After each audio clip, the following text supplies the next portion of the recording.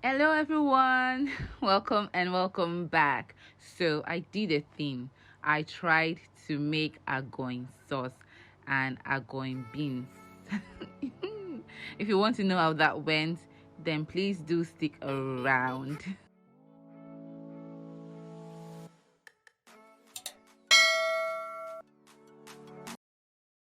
Let me introduce you to the ingredients. I used these dry tatashe and dry chili peppers. So what I did was soaked it in lukewarm water. I just soaked it in normal ordinary water the previous night, and then by the next day when I was going to use it, it was done. And that is what you see here. You can see the chili peppers and the tatashe already soaked and ready for use. I also use some fresh rodo, I think it's called habanero pepper or scotch bonnet pepper, and I use some fresh tatashe as well. I just added it, and then of course some onion. So I'm going to blend them all to get our paste or puree for the agoyin sauce. You guys, I was so excited to try this out. You guys, brief history of my agoyin struggle.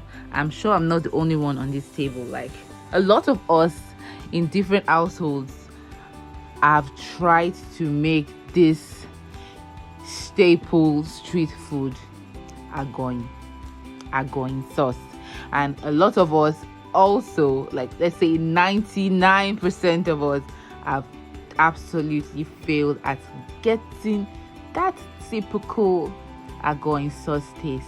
So on this day, I tried. You guys, stick around to see how it went. Along the line, I'm going to be sharing some things that I learned after this first tryout. Okay.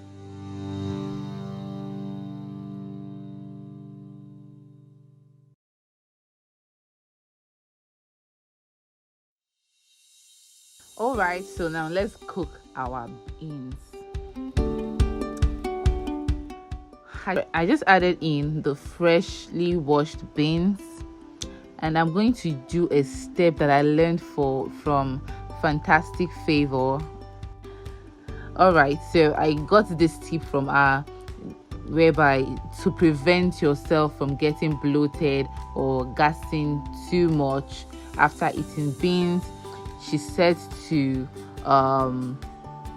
sort of parboil your beans, in the sense that you wash your beans, add it in the pot in water, boil it for some minutes, and then you sieve out the water from the beans and add another fresh water to complete the cooking of the beans. This way you avoid getting bloated and gassing too much, which is what I did here. So you notice that I did not add anything to the beans initially.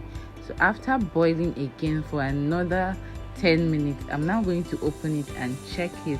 When you see the beans starting to burst open like this, yes, at this point you can now go in and add your beans. At least that is what I do. So now I went ahead to add the salt rather.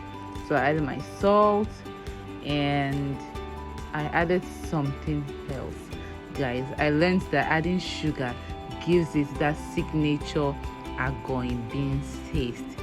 I was very skeptical to add sugar to my beans, so I added very little. I didn't add much, but guys, I felt the difference in the taste. You should totally try it out.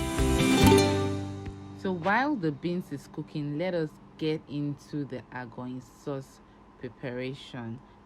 Heat up your pan, add in the palm oil, and when it heats up, you want to go in with your chopped onions, and you fry the chopped onions until it becomes translucent. Like, do not let it get burnt, just let it change in color, almost getting brown.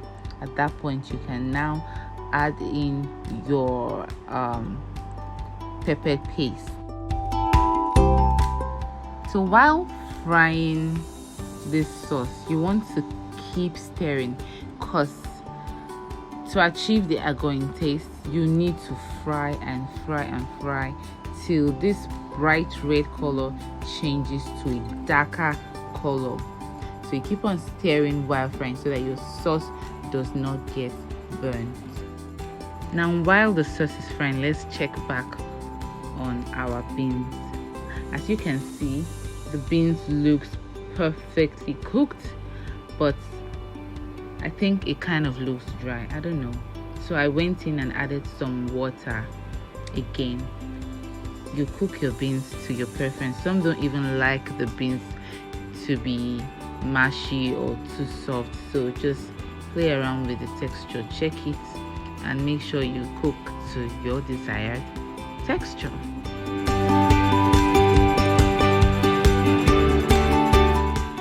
Now we're back to checking our agoyin sauce as it's frying. As you can see, we have bubbles appearing, so I'm going in to add my salt, seasoning, and some crayfish. Continue stirring. By the way, guys, it is my belief that 99% of Nigerian households have attempted to make agoyin sauce or agoyin beans at some point. If you've ever tried it, let me know in the comment section and let me know how it went. Now we can see here that the agoyin sauce bright red color has changed. At this point, I must have been frying for over 30 minutes actually. Something I learned though is that you need to be very generous with your palm oil. I am always very cautious of my oil intake, so I was not generous with my palm oil in this process. We all know that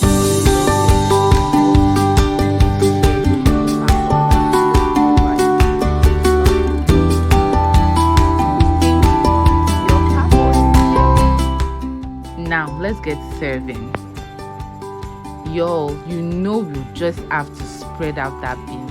If you're buying agoyin sauce and they're not spreading out the beans, you guys just back out, or don't pay.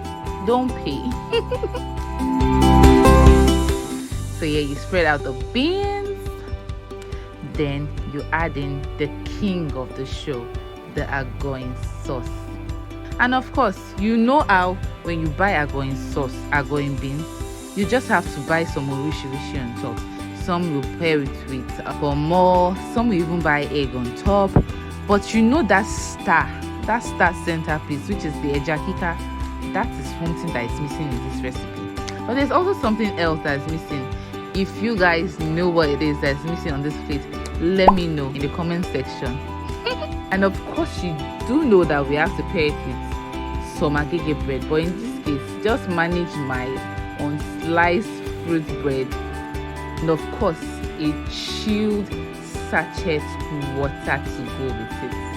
You guys, this was a meal. Now let's talk about the taste. Does it taste like the real agoyin sauce? You guys, I personally think that this did not 100% taste like the proper actual agoyin sauce, but it had a close resemblance in taste. Although my husband said that it tasted like agoyin sauce, I don't know, maybe because it did not look exactly as the sauce looks, like the proper agoyin sauce. I don't know, there's a way it looks. You guys, you know what I'm saying, right? If you've ever tried, let me know, and let me know what the outcome was. But I would say in taste, this was like 80% close to the actual agoyin sauce taste. So I guess that's a pass mark, right? Let me know what you think in the comment section. Until I come your way next time, stay safe and stay blessed. Bye.